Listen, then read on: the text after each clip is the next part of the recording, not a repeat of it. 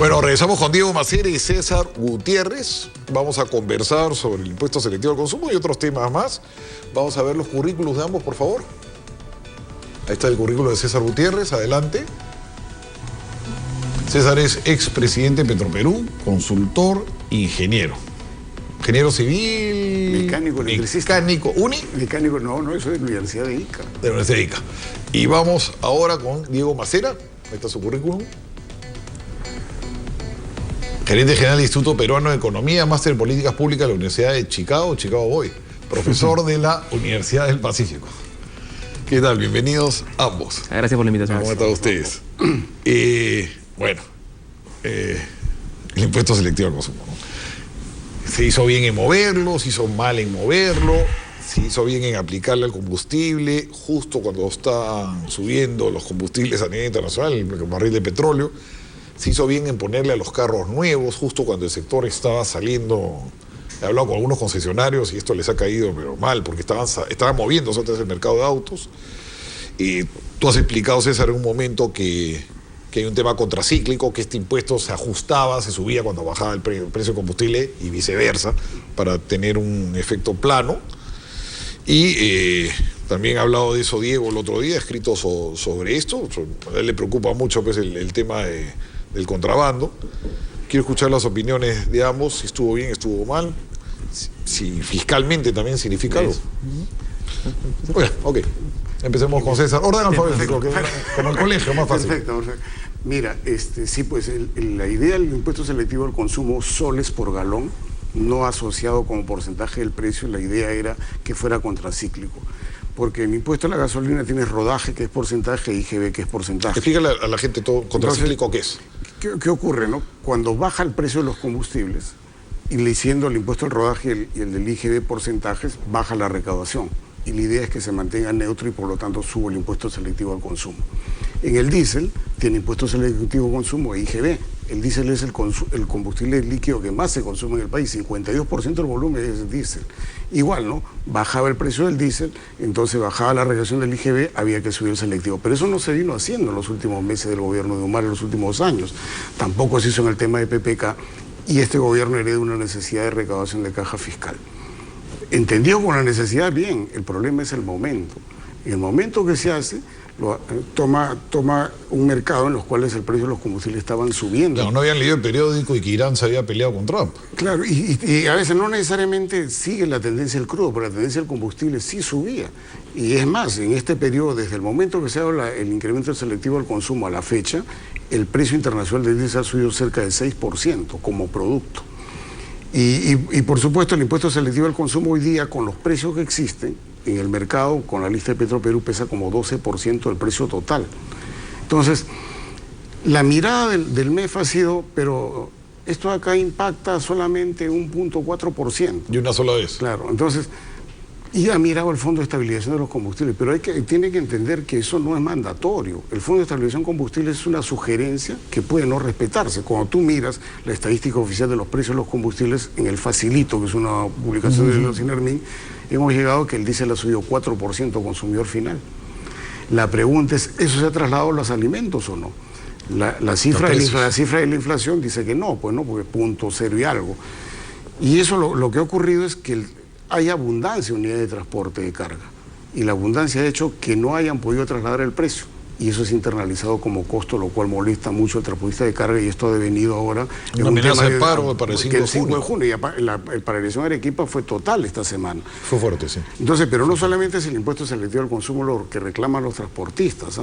Estaban reclamando... Peajes. Sí, pero la devolución del impuesto selectivo al consumo, que ya hubo antecedentes, hubo una ley que estuvo vigente del 2010 al 2013 y del 2013 al 2016, se amplió. Ahora están solicitando que se restituya la devolución. Están hablando del tema del peaje y un proyecto de ley llevado por Fuerza Popular que pretende a ciertas unidades darle una legalidad, por ejemplo, los colectivos de la avenida Arequipa o aquellos que... Las combis que en carretera, es peligrosísimo. Las combis en la autopista. Los taxis en aeropuertos de provincia que se hacen viajes interprovinciales. Entonces, eso pretende legalizar un proyecto de ley que... Sal nomás por la autopista sur y ya ves combis dando servicio como que fuera la Javier Prado, la autopista sur. Eso es muy peligroso. Claro, entonces, eso se pretende legalizar con un proyecto de ley que ya tiene dictamen, está para votarse en el Pleno. Entonces el reclamo de los transportistas son las tres cosas. El selectivo, devuélvemelo. También hablemos del tema digamos, de este proyecto de ley que piensa que no debe promulgarse, yo también estoy de acuerdo. Y el otro tema de los peajes, que sí creo que no tiene viabilidad, porque no quieren pagar peajes, lo cual me parece un exceso. Es imposible. Diego Macera, ¿qué tal? Buenas noches. ¿Qué tal? Es verdad que el ISC sube para los combustibles en un contexto pues, de alza de precios, ¿no? El alza de precios no viene del mes pasado ni hace 2 meses. O sea, el precio del combustible viene subiendo desde hace ya un par de años. Entonces, desde valles que tenías en el 2016 de 40 por barril, 40 dólares por barril, estarás pues en 70, 80 hoy día. Entonces, ahí hay una diferencia sustancial y que no te la va a tomar todo el Fondo de Estabilización de los Combustibles. Esa es una primera cosa que sí hay que tomar en cuenta. Lo otro es que el cambio en el ISC, más allá de la parte recaudatoria, sí cumple una lógica de reducción de contaminación y de externalidades. O sea, en teoría, para eso está el ISC. O sea, el ISC no está pensado como un impuesto para recaudar, a diferencia del IGB o del impuesto a la renta. El ISC, supuestamente. El ISC está pensado con un impuesto para corregir externalidades. Esa es la función. En algún momento el ministro Tuesta y el presidente Vizcarra lo vendió así. Seamos más didácticos. ¿Qué cosa es corregir externalidades? Porque a veces el público usan contracíclico esto y el público se queda en babia. Lo que necesitamos, el ISC está pensado para sancionar aquellos consumos que ocasionan daño a ti mismo a veces y a terceros sobre todo. ¿No? Entonces, cuando ocasionas daños a terceros, yo te clavo un ISC, por ejemplo, en el caso del alcohol, por ejemplo, en el caso de los combustibles que contaminan, por ejemplo, en el caso de los cigarros. ¿En los autos? No. En los autos la lógica es que causas tráfico conforme aumenta el parque automotor, ¿no? Esa es discutible, pero esa es la lógica. Entonces, en el caso del ISC a los combustibles, se ha regresado a la naturaleza del impuesto, que es yo quiero gravar más, quiero poner un impuesto mayor a aquello que contamina más, ¿no? Como es lógico y debería ser. Lo que teníamos antes era que las gasolinas que contaminaban menos, 97 por ejemplo, tenían un impuesto mayor al 84. No tenía ningún sentido. Entonces ahora has en verdad puesto algún sentido al sistema como debería ser. El tema es, por supuesto, uno, el timing, ¿no? De repente el momento de subida de combustibles no era el mejor. Ahora, también, ¿cuándo hubiera sido bueno? En un mes, 2 meses, 6, da igual. O sea, sí es un problema, pero ¿cuándo lo ibas a hacer? ¿Ya? Y lo haces además en un contexto de que has cambiado también pues, bebidas azucaradas, has cambiado cigarros. Pero es caja, lo han hecho por caja. Es caja, pero te va... No porque se estén preocupando por mi salud. A mí lo que eso no me lo creo. Ahí sí me da curiosidad cuánto... Porque es un impacto directo de una vez. ¿Qué le importa a Tuesta lo que tú tomas y lo que tú fumas? Lo que quiere Tuesta es dinero. No. Lo que yo no sé es cuánto te va a durar ese impacto en un mediano plazo, ¿no? Porque tú hoy día puedes poner un impuesto a los cigarros, a las bebidas, al alcohol, y hoy día te lo van a pagar. Pero cuando empiecen a activarse redes de contrabando, cuando empiecen a activarse ¿no? el informal, el ilegal, cuando se haga más grande la culebra de Puno, ahí... ¿Qué tan inflacionario es? Mira, los estimados del banco decían que era bastante bajo y lo que ha pasado con inflación en mayo parece reafirmar lo que decía el banco. Ha habido parte que se ha ido a márgenes. En el caso de los combustibles es uno, parece que en el caso de las bebidas también se ha ido a márgenes. Y hay algo que en cigarros, por ejemplo, te podría subir un poco. Pero los transportistas te dicen, oye, yo he sentido el impacto. Pues sido márgenes, ¿ya? Entonces, claro, como decía César, ¿no? Has tenido hay un descontento, porque la gasolina en realidad sí ha subido. O sea, sí has tenido una subida en combustibles que no has visto en otros productos, ¿ya? Y lo interesante es que mucho de esta subida en gasolina no se ha trasladado a los precios de mercado. Entonces, ¿dónde está esa diferencia? En los bolsillos de los productores, de los camioneros. Sí, ahí está. ¿Por qué, César, el combustible aparentemente está más caro en el sur? Eso dicen los cusqueños. Transporte. Por transporte. O sea, claro, ¿cuál es cómo se abastece, ¿no? Los dos grandes productores, Refinería La Pampilla en Lima y Refinería Talara. Para ir al sur, haces un cabotaje marítimo que se va hasta Mollendo e Hilo. Ahí tenemos un costo adicional. Entonces esto se de ahí bajan la gasolina y la llevan al Cusco. Y claro, y de ese ya terrestremente a Cusco y Puno. Entonces eso es lo que explica. Pero hay un tema que ha mencionado Diego sobre el tema del impacto perdón, para no cortarte el hilo. Vamos a una pausa. 7:45, 7:45 casi, y ya regresamos para que puedas poner con tranquilidad.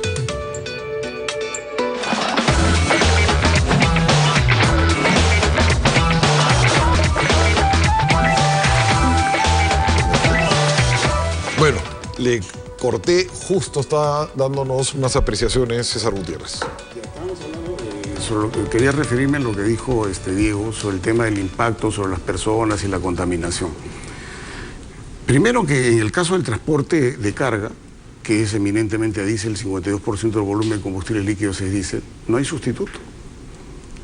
Al momento no existe ni un camión a gas natural en el mercado peruano. No tienen la fuerza. No desarrollan el torque necesario. Caterpillar, como marca, está tratando de desarrollar para carros mineros, pero todavía como no es una cosa consolidada. ¿Es cierto que los carros a gas en la sierra no funcionan bien?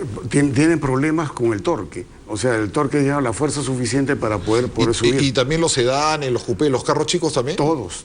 Por eso me decían que no jalan. Mira, los carros. Un vehículo, por ejemplo, mal convertido, un automóvil, no sube el San Juan. Me ha pasado en taxis. Entonces... Imagínate la sierra con menos oxígeno. Entonces lo que ocurre es que no hay sustituto. Entonces eso de que el discurso que decía el ministro, mira, que lo hago por el tema ecológico, no, igual nos absorberemos porque no hay alternativa para el transporte de carga. Pero también hay algo que no se está mirando. Cuando se habla de no impactar tanto con los gases de escape al ciudadano, también hay un contrasentido, porque eso significa, perfecto, los automóviles más modernos tienen mejor sistema de combustión y gases de escape menos contaminantes. Y yo le estoy poniendo un impuesto selectivo al consumo del 10% de los automóviles nuevos. Entonces eso es un contrasentido, claro. Y eso también la verdad que no tiene ninguna lógica. Pero hay otro tema adicional sobre el respecto a los gases de escape de los combustibles. Hoy día, cuando tú miras un combustible, un vehículo automóvil de última generación y un camión, y tú mides el volumen de gases contaminantes que emite un automóvil, es 1.3% del volumen. Que va ahí monóxido de carbono e hidrocarburos no combustionados, que le llaman HC. Cuando miras uno de diésel, es solamente 0.33. Contamina menos. Entonces, claro, ¿qué más tiene? Tiene óxido de nitrógeno, dióxido de azufre. Entonces, hay que mirar también las tecnologías, pero eso significa renovación del parque automotor, eso significa dar incentivo a lo nuevo, no gravar a lo nuevo, cosa que se ha hecho pues ahora, y me parecía completamente en contracorriente de estar discursiando al medio ambiente y hacer lo que han hecho. Tienes que pagar un impuesto por el auto nuevo 3 años también.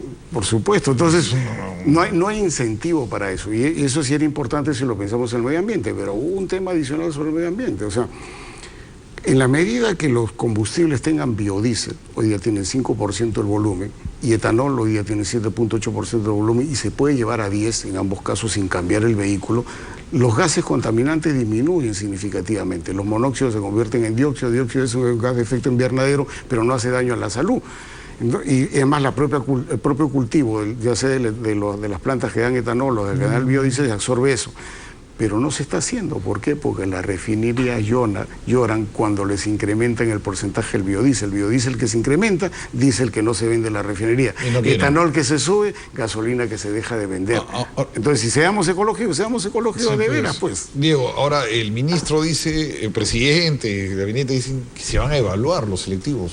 ¿Qué mensaje es ese? O sea, subo y después voy a discutir. Y no es la primera vez, ¿no? A mí me preocupa estas idas y vueltas y la frase que se está haciendo popular es el vamos a evaluarlo, ¿no? Te pasó con se asusta muy fácil. Moquegua, con lo de las UNAS, ¿no? Lo has tenido con lo de los peajes al comiencito.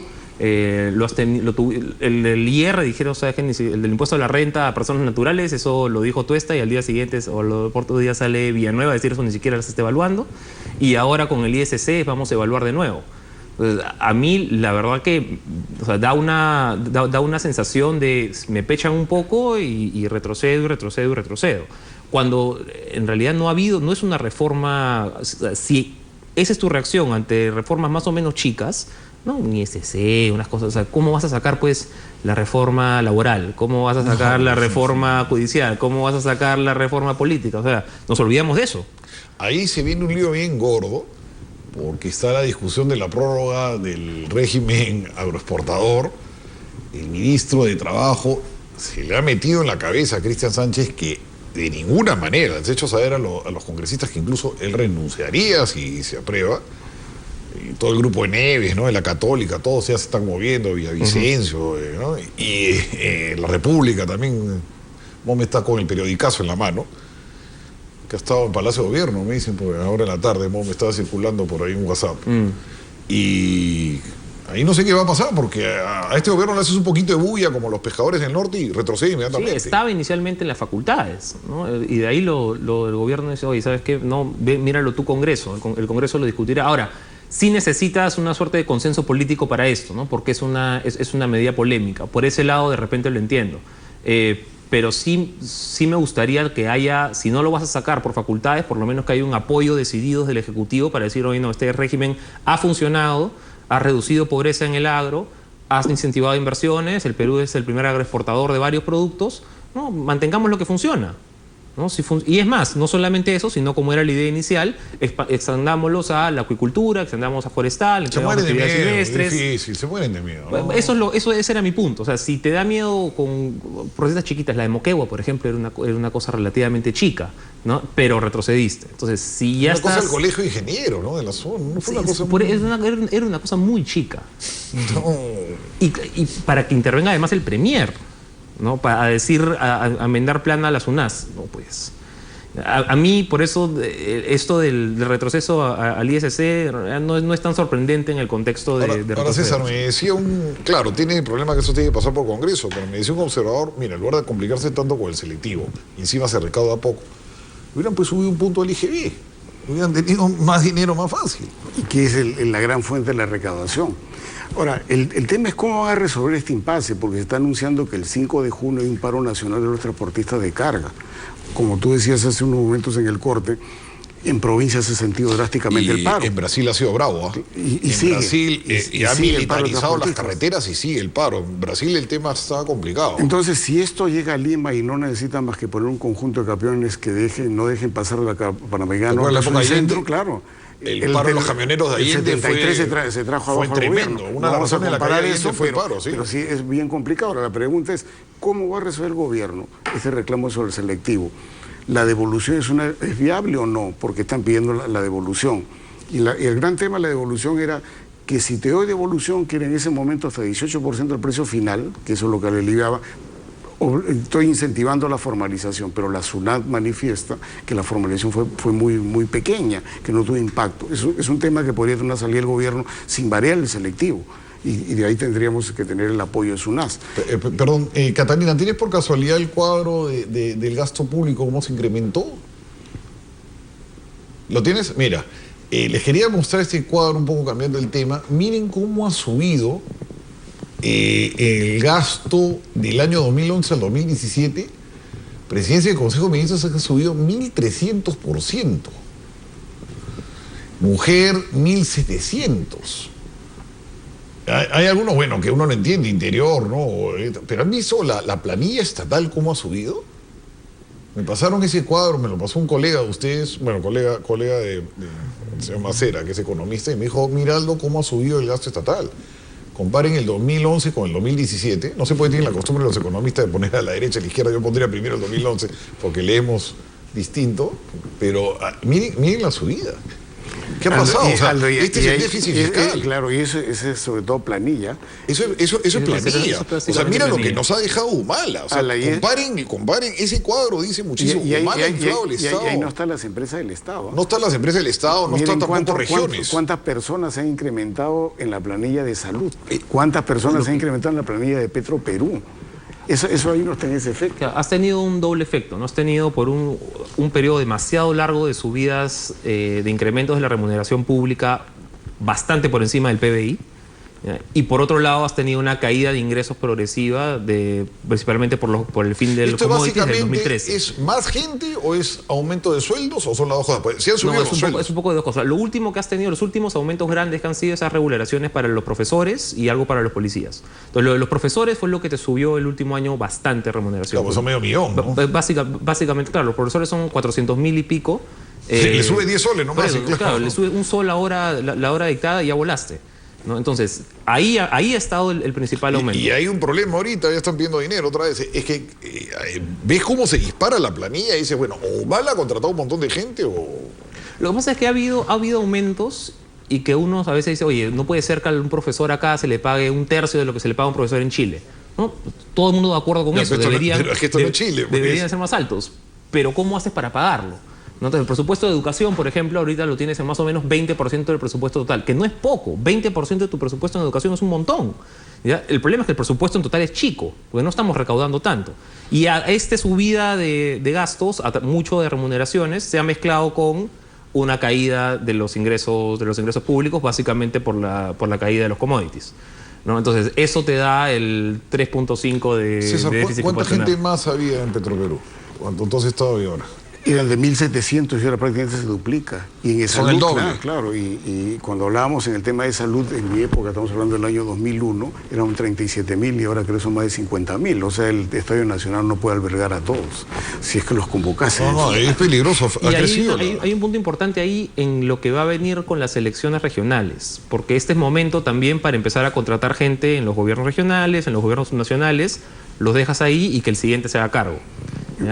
Y una cosa que no se ve en la negociación laboral, está bien, yo te aumento por decir como 100 soles, pero él tiene un correlato con el CTS, con doble sueldo al año, Claro, y por ejemplo, 40% más. Eso es lo que me decía un Esa cosa no textilero se cuando mira. subieron la remuneración. Me dice, no sube a 930.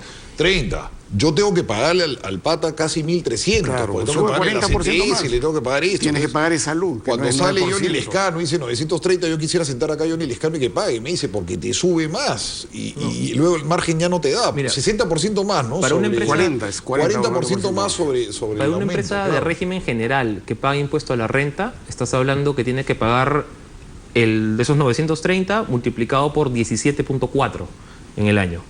No, 12, el que No, no es 12, multiplica por 12 12 es un mal cálculo. Es eso por 17. Claro, y por cuando lo divides 17.4. entre 12 para sacar el equivalente mensual es que sale aproximadamente el 40% Sí, más. Y ojalá que Mome, que hizo tanta campaña, le esté pagando 3 veces la remuneración mínima a sus periodistas, porque con 5 años de colegiatura y ¿qué otra cosa te piden?